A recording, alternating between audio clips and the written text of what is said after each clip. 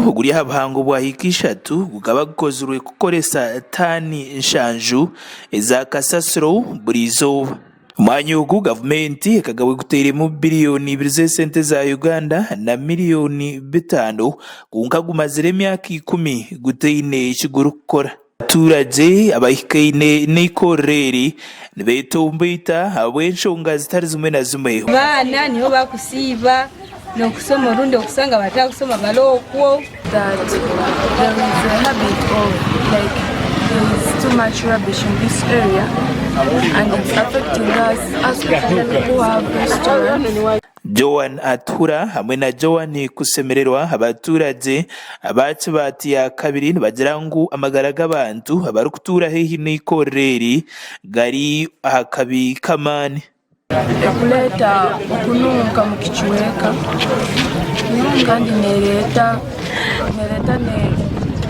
na smell mbi kulikuwa Kasasiro je kubyongera yakira gitendere kuli ali yarugire eiza baleke ogusenza kuli Muringo ngogumwe Dominic Murunji hamwe na Muzafaru Mustafa bona abaturage abacu batiya kabiri bagira ngo ikinuko kirukurwo mu ikororo rya Kasasiro kireteire abantu abeine business hehi n'ekicekeki okutura munonga abeine hotel bari mwa kukora Merenge je twisamu tetukyakula bakasitoma ba Kasasiro oba kasitoma abalya Kasasiro ngewunya ekunuka bwire bwanyinja kanyenja karao kandi abantu nibachumbe mmere Kandwe Sara Ateire hamwe na Shifa Kamuri bona abaturage abacu bati Hoima City nibenda ngo ururembo rwa Hoima ruteho buryo obwo kufura ikoreri okudutwara omwanya gundi. Here they should get another place. They should get another place where there are not people, where there are not students, so that the students can start going to school, so that the people can stop getting ready. Government nambaleka lihona ejetu yambe sobole tusembeza ya Kasasiro ako. Ramadan Byonta urchapason wente byokubanza wa Katugo South nagira ngo bwahati ebimotoka biri kuvuga Kasasiro nibijinaga omumataka g'abantu. They are bringing garbages from Hoima. The garbages from all Hoima city is coming in Uganda. Ibe bikiriyaho uyu muhezi wa meya w'ururembo rwa Hoima Sylvia Narumaga agira ngo bwahati ururembo rwatandikira enteekateeka zo kwatanisa n'ebitongore by'abantu buntu kurebeka ngo omwanya ogu gwakozesebwa gye. But for this financial year we have planned to buy a bigger land because Kibati is a bit small. It cannot accommodate the garbage generated in the city because the population has increased.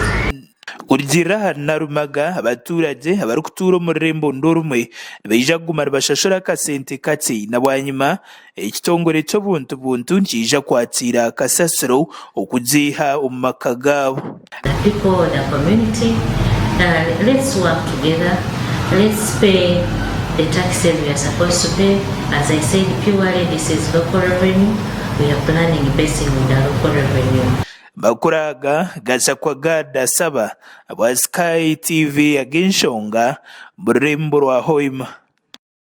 Guri habuhango bwahikishatu gukaba gukozwe kukoresa tani nshanju eza Kasasiro buri izuba.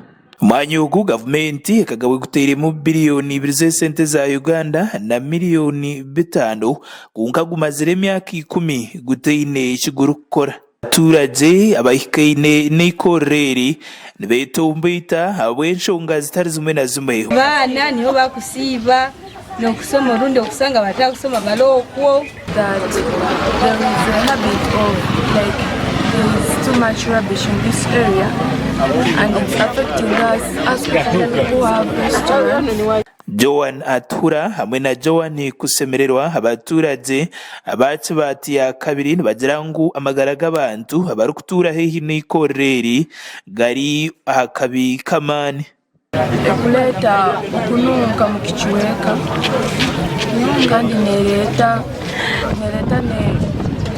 na smell mbi kulikuwa Kasasiro je kubyongera yakira gitendere kuli ali yarugire eiza baleke ogusenza kuli muringo ngogumwe Dominic Murungi hamwe na Muzafaru Mustafa bona abaturage abakibati ya kabiri bagira ngo ikinuko kirukurwo mu ikorro rya Kasasiro kireteire abantu abeine business Tihaine chekeki okutura munonga abeine hotel bari mwa kukora emberenge gye tuyisamu tetukyafuna bakasitoma na Kasasiro oba kasitoma abalya Kasasiro ng'ewunya ekununka bwire bwanyinja kanyinja karao kandi abantu nibacumba emmere Kandwe Sara Ateire hamwe na Shifa Kamuri bona abaturage abakibati mu Hoima City nibenda ngo ururembo rwa Hoima ruteho buryo obwo kufura ikoreri okudutwara omwanya gundi.